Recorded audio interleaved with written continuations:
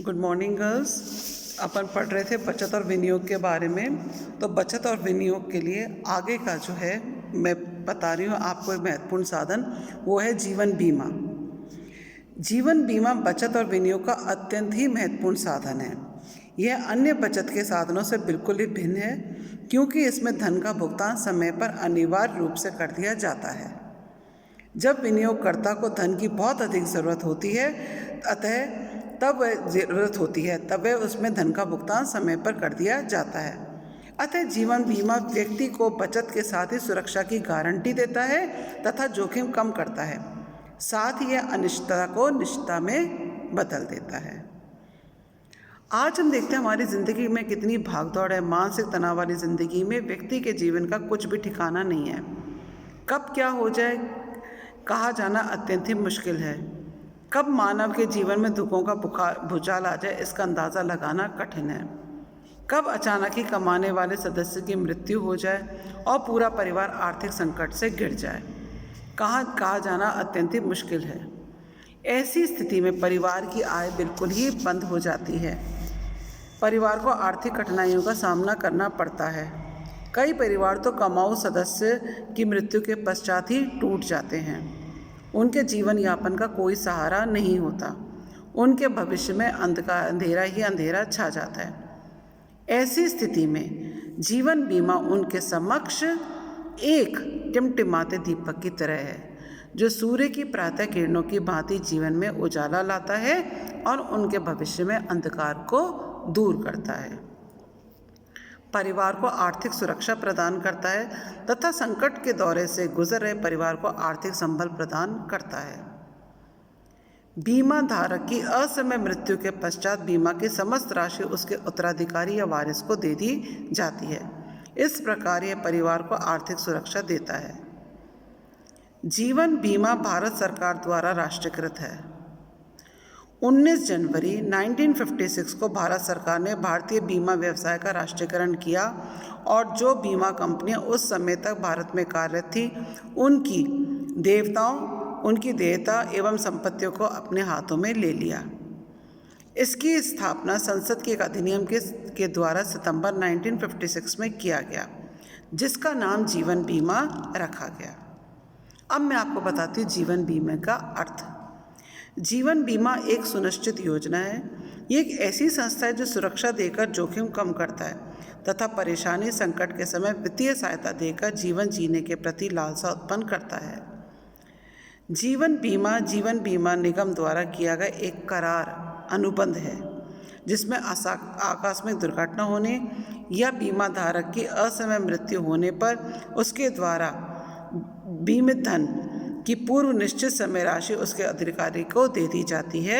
इस प्रकार यह बीमा धारक या उसके परिवार को आर्थिक सुरक्षा प्रदान करता है।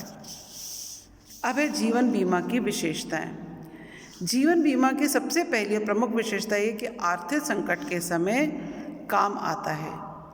दुर्भाग्यवश यदि बीमा धारक की असमय ही आकस्मिक मृत्यु हो जाती है तो ऐसी स्थिति में बगैर बीमे के आगामी किश्त चुकाए बीमे का पूरा धन तथा उस पर देय लाभ उसके उत्तराधिकारी या आश्रित परिजनों तथा अथवा बीमा धारक द्वारा जिस व्यक्ति का नामांकन किया गया उसे दे दिया जाता है। इन्हीं कारणों से वर्तमान में जीवन बीमा निगम योजना अन्य बचत की योजनाओं से अधिक लाभप्रद है। अतः इसकी लोकप्रियता एवं प्रसिद्धि बढ़ी है। इसकी निष्ठा, समय पर कार्य, आयकर में छूट, लोगों में विश्वास आदि कारणों से जीवन बीमा की जनप्रियता दिनों दिन लोगों में बढ़ रही है। फिर है जीवन बीमा के उद्देश्य। जीवन बीमा योग क्षेम ब्रह्म हम की भावना से कार्य करता है, जिसका अर्थ मैं बताती हूँ। आपका कल्याण ही मेरा उत्तरदायित्व है। यहाँ कल्याण शब्द दो अर्थों में प्रयुक्त है, व्यक्तिगत स्तर पर और राष्ट्रीय स्तर पर। व्यक्तिगत स्तर पर जीवन बीमा निगम लाखों करोड़ों परिवारों को आर्थिक सुरक्षा प्रदान करता है। यदि दुर्भाग्यवश असमय ही कमाने वाले सदस्य की मृत्यु हो जाती है और यदि उस व्यक्ति ने अपना जीवन बीमा करवा रखा है तो जितनी राशि का बीमा उस व्यक्ति ने करवाया उतनी राशि समस्त देय लाभों के साथ उसके उत्तराधिकारी को मिल जाती है। यदि व्यक्ति जीवित रहता है तो भी निश्चित अवधि समाप्त होने के बाद बीमे की समस्त राशि लाभ सहित बीमा धारक को वापस लौटा दी जाती है। इस प्रकार आकस्मिकताओं, अनिष्टों एवं वृद्धावस्था में आर्थिक सुरक्षा प्रदान करता है। फिर है राष्ट्रीय स्तर पर बीमा धारकों द्वारा जमा कराई गई छोटी छोटी राशि को एकत्रित करके उसे पूंजी के रूप में उपयोग किया जाता है और देश में उद्योग धंधे एवं विकास कार्यों में इस पूंजी को लगाया जाता है। इस प्रकार यह देश के आर्थिक विकास में सहयोग करता है। इसके अतिरिक्त जीवन बीमा के कई उद्देश्य हैं। सबसे पहला उद्देश्य है वृद्धावस्था में सुरक्षा प्रदान करना। जीवन बीमा में विनियोजित धन वृद्धावस्था के समय काम आता है। सामान्यतः वृद्धावस्था को प्राप्त करते करते व्यक्ति की शारीरिक शक्तियाँ क्षीण हो जाती हैं, याददाश्त कमज़ोर हो जाती है, काम करने की क्षमता शून्य हो जाती है, साथ ही व्यक्ति बीमार भी रहने लगता है।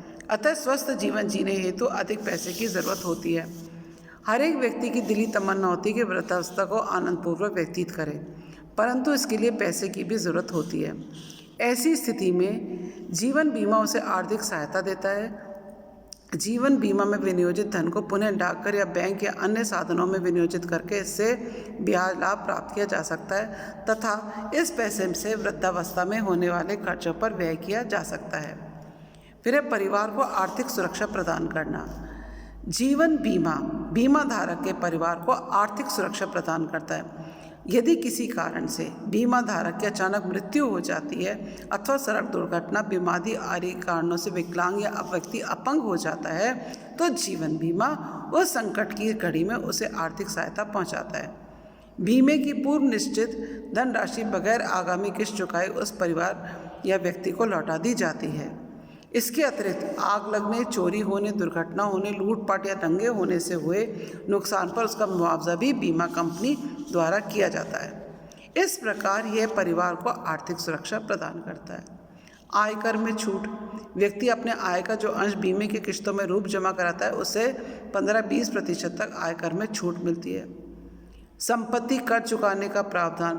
बहुत अधिक धनाढ्य व्यक्ति जिसके पास अथाह संपत्ति है उन्हें संपत्ति कर चुकाना पड़ता है। वे यदि चाहें तो जीवन बीमा से संपत्ति कर चुका सकते हैं। उनकी मृत्यु के पश्चात भी संपत्ति कर चुकाया जा सकता है बशर्ते उस व्यक्ति ने ऐसी व्यवस्था कर रखी है। ऐसा करने से उसके वारिसों को संपत्ति कर चुकाने का झंझट नहीं उठाना पड़ता। फिर है ऋण सुविधा। जीवन बीमा अपने बीमा धारकों को ऋण सुविधा भी प्रदान करता है। मकान बनवाने, ज़मीन खरीदने, दुकान खरीदने, गाड़ी खरीदने आदि हेतु अधिक धन की आवश्यकता होती है। यदि बीमा धारक ने बीमा की किस्त नियमित रूप से बीमा कंपनी में जमा करवाया है तो वह जमा राशि का 75% ऋण ले सकता है। बाद में इनका भुगतान आसान किस्तों में कर दिया जाता है। यदि व्यक्ति ने ऋण की अदायगी नहीं की है तो पॉलिसी परिपक्व होने पर भुगतान के समय ऋण की राशि काटकर शेष राशि लौटा दी जाती है। बच्चों की उच्च शिक्षा हेतु। जीवन बीमा बच्चों को उच्च शिक्षा प्रदान करने हेतु भी आर्थिक मदद कराता है। इसके लिए इस योजना में निश्चित अवधि तक धन विनियोजित करना पड़ता है। जब बच्चे बड़े हो जाते हैं तथा उच्च शिक्षा ग्रहण करने लगते हैं तब तक बीमे की राशि परिपक्व हो जाती है। अब इस राशि को निकालकर बच्चों की शिक्षा हेतु लगाया जा सकता है। बच्चों के विवाह के अवसर पर आर्थिक सहायता। जीवन बीमा में बच्चों की शादी हेतु भी धन विनियोजित करने का प्रावधान है। विवाह बंदोबस्ती पॉलिसी इसी तरह की पॉलिसी है कि जब लड़की 18 वर्ष की हो जाती है तब इसमें जमा धन परिपक्व हो जाता है। परिपक्व होने के पश्चात लड़की की शादी के अवसर पर धन परिवार वालों को दे दिया जाता है। इस प्रकार ये परिवार को आर्थिक सहायता प्रदान करता है। इलाज कराने हेतु। वर्तमान में जीवन बीमा पॉलिसी से ने कई ऐसी पॉलिसियाँ चला रखी हैं जिसमें बीमा धारक को बीमार पड़ने पर इलाज की भी व्यवस्था है। इसके लिए उसे प्रतिवर्ष एक निर्धारित राशि जीवन बीमा में जमा करानी पड़ती है।